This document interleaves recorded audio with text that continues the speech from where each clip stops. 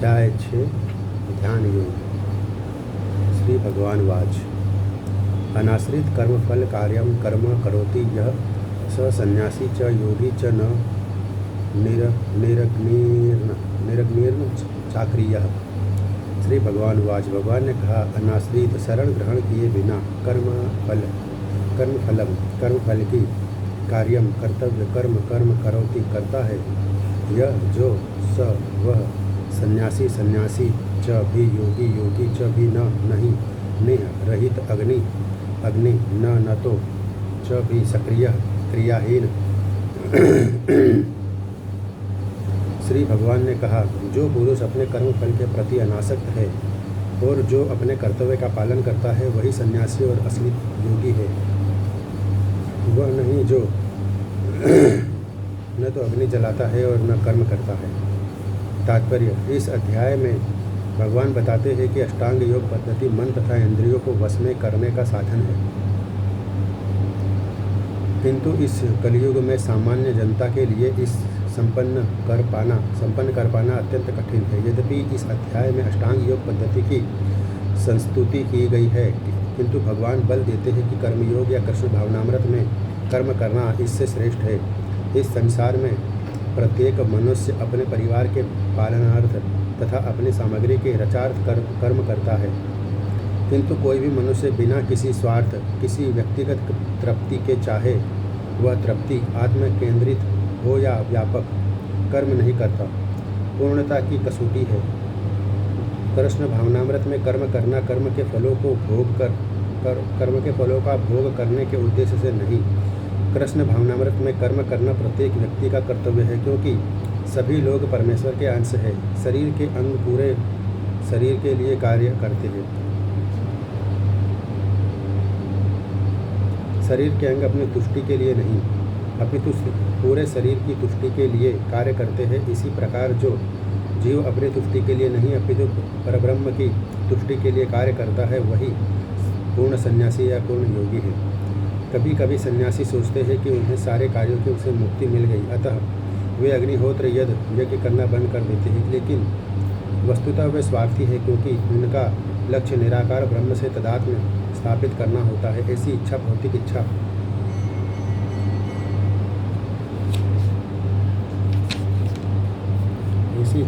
इच्छा से तो श्रेष्ठ है, किंतु यह स्वार्थ से रहित नहीं होती। इसी प्रकार जो योगी समस्त कर्म बंद करके अर्धनिमीलित नेत्रों से योगाभ्यास करता है, वह भी आत्मतुष्टि के इच्छा से पूरित होता है, किंतु कृष्ण भावना भावित व्यक्ति बिना किसी स्वार्थ के पूर्ण ब्रह्म की तुष्टि के लिए कर्म करता है। कृष्ण भावना भावित व्यक्ति को कभी भी आत्मतुष्टि की इच्छा नहीं करती। उसका एकमात्र लक्ष्य कृष्ण को प्रसन्न करना रहता है, अतः वह पूर्ण सन्यासी या पूर्ण योगी होता है। त्याग के सर्वोच्च प्रतीक भगवान चैतन्य प्रार्थना करते हैं, न धर न जन्म न सुंदरी कविताम व जगदीश कामये मम जन्म निस्वरे भगवता भक्ति रहेतु की त्वयि। हे सर्वशक्तिमान प्रभु, मुझे न तो धन संग्रह की कामना है, न मैं सुंदर स्त्रियों के साथ रमण करने का अभिलाषी हूँ, न ही मुझे अनुयायियों की कामना है। मैं तो जन्मांतर आपकी प्रेमा भक्ति की अहेतु की कृपा का ही अभिलाषी हूँ। यम संन्यासमिति प्राहुर्योगम तम विद्धि पांडव न यस्तु संकल्पो योगी भवति कच्चन। यम, जिसको संन्यास इति इस प्रकार प्राहु कहते हैं, योगम परब्रह्म के साथ युक्त होना, तम उसे विद्धि जानो, पांडव है पांडुपुत्र न कभी नहीं है, निश्चय ही असन्नयस्त बिना त्यागे संकल्प आत्म तृप्ति की इच्छा योगी भवति होता है। कश्चन कोई, हे पांडुपुत्र, जिसे संन्यास कहते हैं, उसे ही तुम योग अर्थात परब्रह्म से युक्त होना जानो, क्योंकि इंद्रिय तृप्ति के लिए इच्छा को त्यागे बिना कोई कभी योगी नहीं हो सकता। तात्पर्य। वास्तविक संन्यास योग या भक्ति का अर्थ है कि जीवात्मा अपनी स्वाभाविक स्थिति को जाने और तदनुसार कर्म करे। जीवात्मा का अपना स्वतंत्र अस्तित्व नहीं होता। वह परमेश्वर की घटस्था व्यक्त शक्ति है।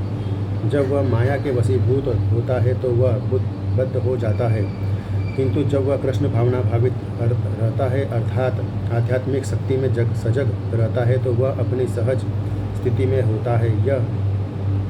इस प्रकार जब मनुष्य पूर्ण ज्ञान में होता है तो वह समस्त इंद्रिय तृप्ति को त्याग देता है, अर्थात समस्त इंद्रिय तृप्ति के कार्यकलापों का परित्याग कर देता है। इसका अभ्यास योगी करते हैं जो इंद्रियों को भौतिक आसक्ति से रोकते हैं।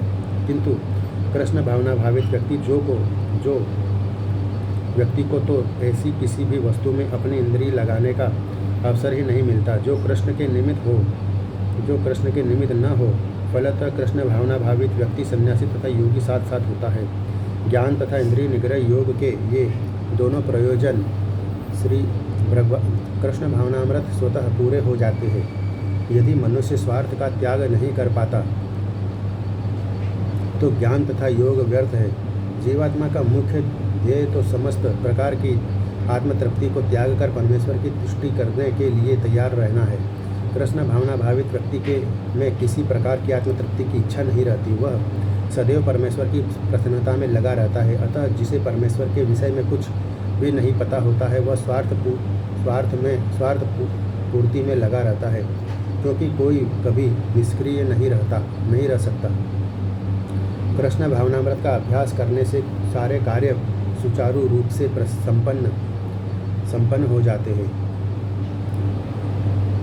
आहु रुक्षोर्मुनेर्योगम कर्म कारणमुच्यते योगारूढ़स्य तस्यैव समः कारणमुच्यते।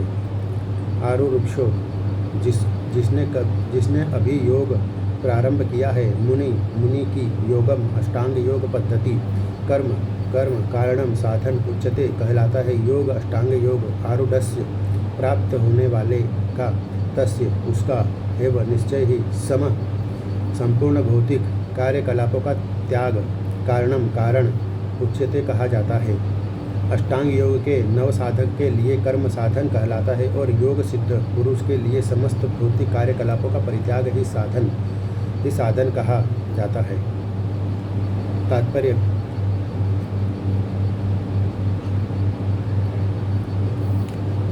परमेश्वर से युक्त होने की विधि योग कहलाती है। इसकी तुलना उस सीढ़ी से की जा सकती है जिससे सर्वोच्च आध्यात्मिक सिद्धि प्राप्त की जाती है। यह सीढ़ी जीव की अधम अवस्था से प्रारंभ होकर आध्यात्मिक जीवन के पूर्ण आत्म साक्षात्कार तक जाती है। विभिन्न चढ़ावों के अनुसार इस सीढ़ी के विभिन्न भाग भिन्न भिन्न नामों से जाने जाते हैं, किंतु कुल मिलाकर यह पूरी सीढ़ी योग कहलाती है और इसे 3 भागों में विभाजित किया जाता है। ज्ञान योग, ध्यान योग तथा भक्ति योग। सीढ़ी के प्रारंभिक भाग को योगारूढ़ अवस्था और अंतिम भाग को योगारूढ़ कहा जाता है। जहाँ तक अष्टांग योग का संबंध है, विभिन्न यम नियमों तथा आसनों को जो प्रायः शारीरिक मुद्राएं ही है के द्वारा ध्यान में प्रविष्ट होने के लिए आरंभिक प्रयासों को सकाम कर्म माना जाता है। ऐसे कर्मों से पूर्ण मानसिक संतुलन प्राप्त होता है जिससे इंद्रियां वश में होती है। जब मनुष्य पूर्ण ध्यान में सिद्धस्त हो जाता है तो विचलित करने वाले समस्त मानसिक कार्य बंद हुए माने जाते हैं। किंतु कृष्ण भावना भावित व्यक्ति प्रारंभ से ही ध्यानावस्थित रहता है, क्योंकि वह निरंतर कृष्ण का चिंतन करता है। इस प्रकार कृष्ण की सेवा में सतत व्यस्त रहने के कारण उसके सारे भौतिक कार्यकलाप बंद हुए माने जाते हैं।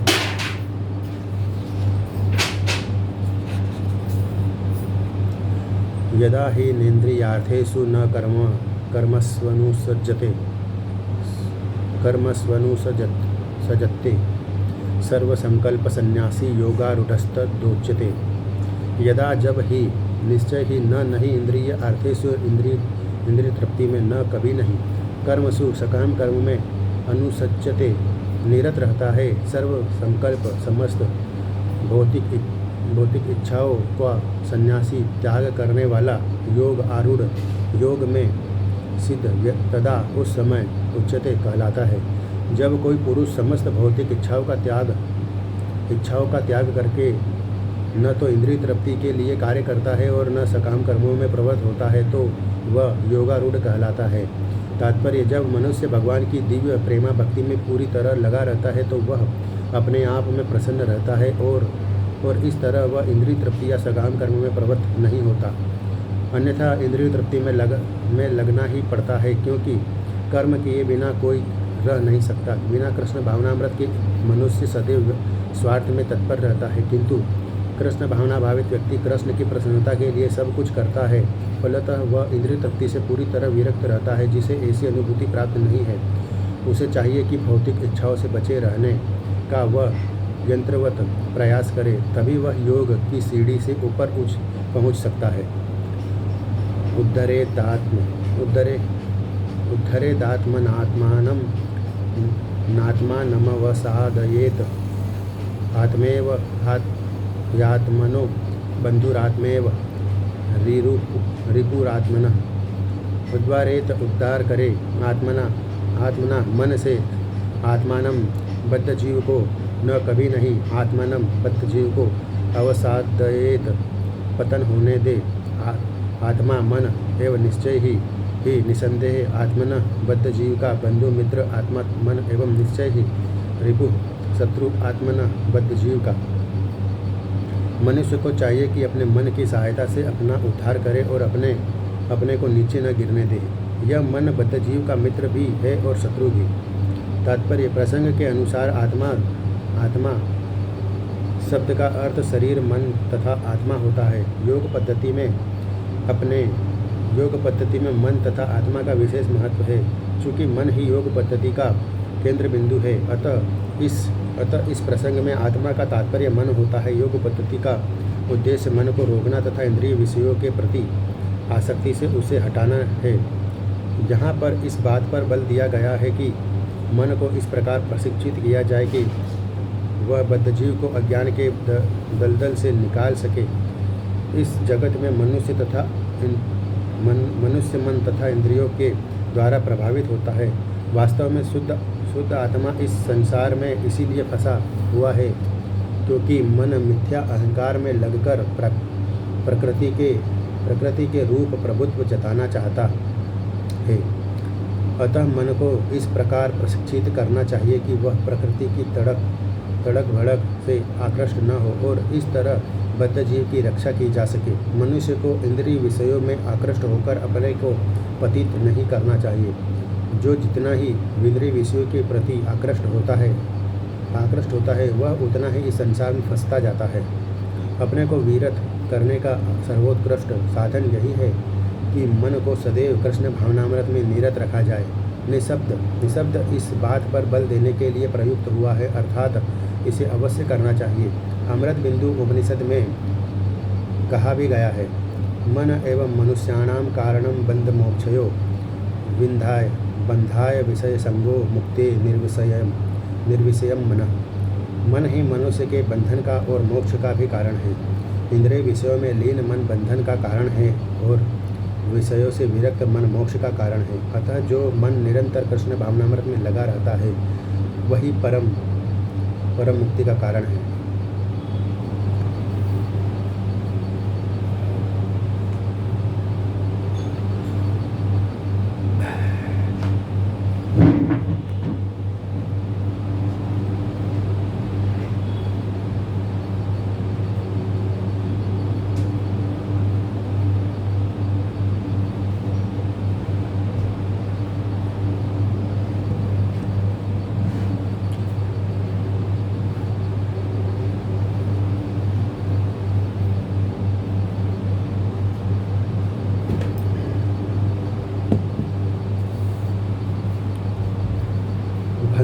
बंधुरात्मात्मनस्तस्य येनात्मेवात्मना जितः अनात्मनस्तु शत्रुत्वे वर्तेवात्मेव शत्रुवतः।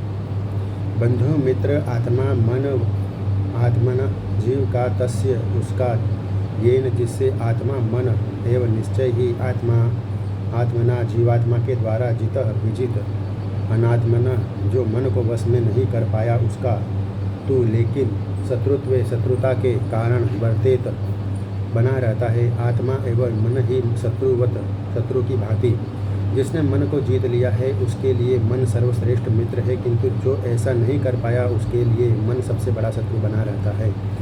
तात्पर्य अष्टांग योग के अभ्यास का प्रयोजन मन को वश में करना है, जिससे मानवीय लक्ष्य प्राप्त करने में वह मित्र बना रहता है। मन को वश में किए बिना योगाभ्यास करना मात्र समय को नष्ट करना है। जो अपने मन को वश में नहीं कर सकता वह सतत अपने परम शत्रु के साथ निवास करता है और इस तरह उसका जीवन तथा लक्ष्य दोनों ही नष्ट हो जाते हैं। जीव की स्वाभाविक स्थिति यह है कि वह अपने स्वामी की आज्ञा का पालन करे, अतः जब तक मन अभिजीत शत्रु बना रहता है तब तक मनुष्य को काम, क्रोध, लोभ, मोह आदि की आज्ञाओं का पालन करना होता है। किंतु जब मन पर विजय प्राप्त हो जाती है तो मनुष्य इच्छानुसार उस भगवान की आज्ञा का पालन करता है जो सबों के हृदय में परमात्मा स्वरूप स्थित है। वास्तविक योगाभ्यास हृदय के भीतर परमात्मा से भेंट करना तथा उनकी आज्ञा का पालन करना है। जो व्यक्ति साक्षात कृष्ण भावनामृत स्वीकार करता है वह भगवान की आज्ञा के प्रति स्वतः समर्पित हो जाता है।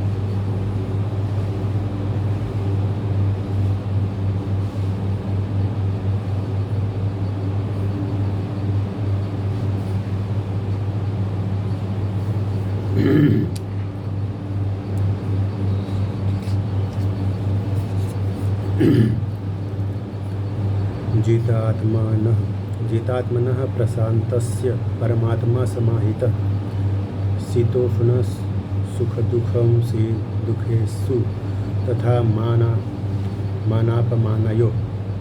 जीत आत्मनः, जिसने मन को जीत लिया है, प्रशांतस्य, मन को वश में करके शांति प्राप्त करने वाले का, परम आत्मा परमात्मा समाहित, पूर्ण रूप से प्राप्ति, शीत सर्दी उष्ण गर्मी में, सुख दुखेशु तथा दुख में, तथा भी मान सम्मान अपमानयो तथा अपमान में। जिसने मन को जीत लिया है उसने पहले ही परमात्मा को प्राप्त कर लिया है, क्योंकि उसने शांति प्राप्त कर ली है। ऐसे पुरुष के लिए सुख दुख सर्दी गर्मी एवं मान अपमान एक से है। तात्पर्य: वस्तुतः प्रत्येक जीव उस भगवान की आज्ञा का पालन करने के निमित्त आया है जो जन जन के हृदयों में परमात्मा रूप में स्थित है। जब मन बहिरंगा माया द्वारा विपत कर दिया जाता है तब मनुष्य भौतिक सारे कार्यकलापों में उलझ जाता है। अतः जो ही मन किसी योग पद्धति द्वारा वश में आ जाता है, त्यों ही मनुष्य को लक्ष्य पर पहुंचा हुआ मान लिया जाना चाहिए। मनुष्य को भगवत आज्ञा का पालन करना चाहिए। जब मनुष्य का मन प्रकृति में स्थिर हो जाता है तो जीवात्मा के समक्ष भगवत आज्ञा का पालन करने के अतिरिक्त कोई विकल्प नहीं रह जाता। मन को किसी न किसी उच्च आदेश को मानकर उसका पालन करना होता है। मन को वश में करने के स्वतः ही परमात्मा के आदेश का पालन होता है। चूँकि कृष्ण भावना भावित होते ही यह दिव्य स्थिति प्राप्त हो जाती है, अतः भगवत भक्त संसार के द्वंद्वों यथा सुख दुख सर्दी गर्मी आदि से अप्रभावित रहता है। यह अवस्था व्यवहारिक समाधि या परमात्मा में तल्लीनता है।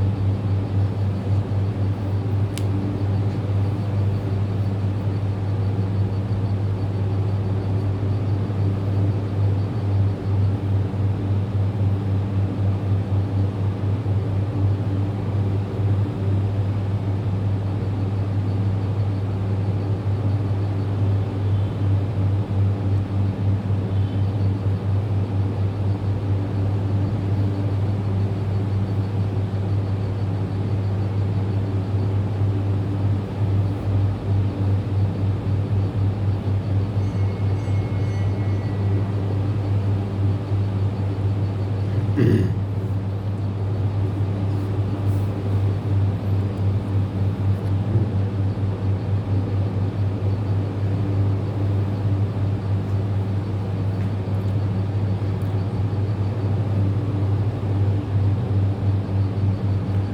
विज्ञान तृप्तात्मा तृप्तात्मा कूटस्थो विजितेन्द्रिय युक्त इत्युच्यते।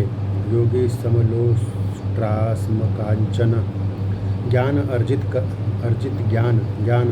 ज्ञान विज्ञान अनुभूत ज्ञान से तृप्त संतुष्ट आत्मा जीव कूटस्थ आध्यात्मिक रूप से स्थित विजित इंद्रियों को वश में करके युक्त आत्मा साक्षात्कार के लिए सक्षम इति इस प्रकार उच्यते कहा जाता है। योगी योग का साधक समदर्शी लोष्ट्र कंकड़ अस्म पत्थर कांचन स्वर्ण वह व्यक्ति आत्म साक्षात्कार को प्राप्त तथा योगी कहलाता है जो अपने अर्जित ज्ञान तथा अनुभूति से पूर्णतया संतुष्ट रहता है।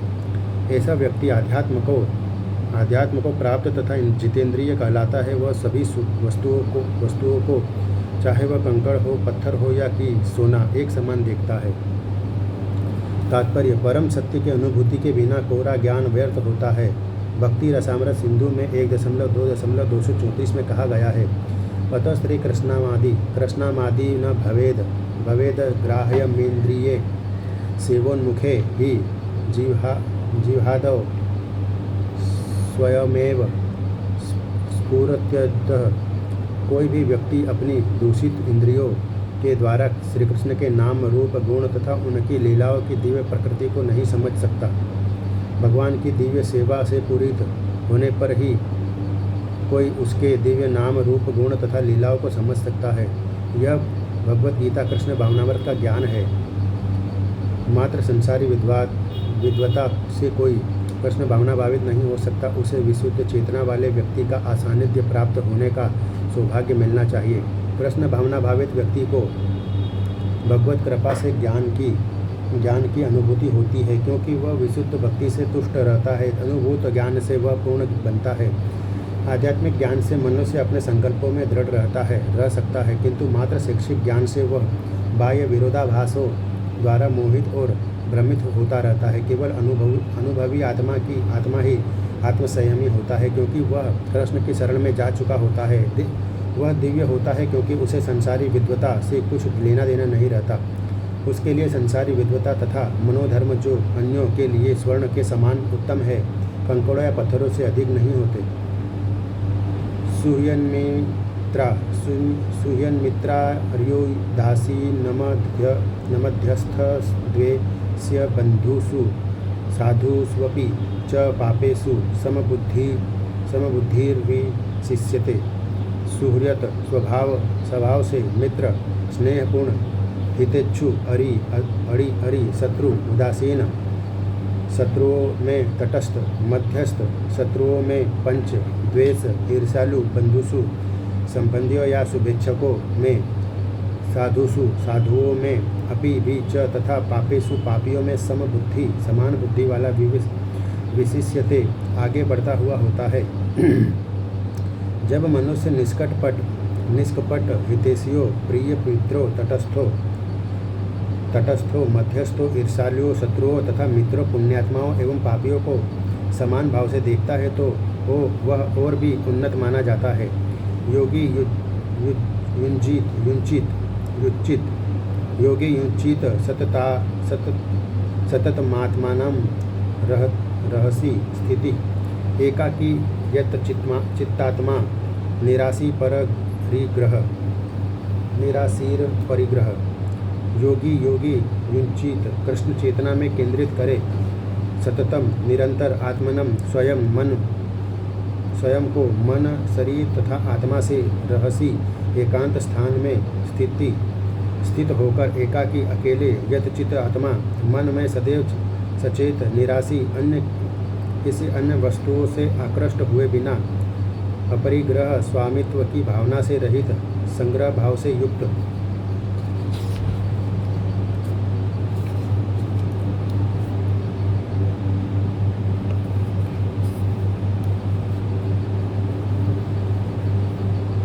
जय श्री कृष्णाय वासुदेवाय हरिये परमात्मने प्रणतः क्लेशनाशाय गोविंदाय नमो नमः।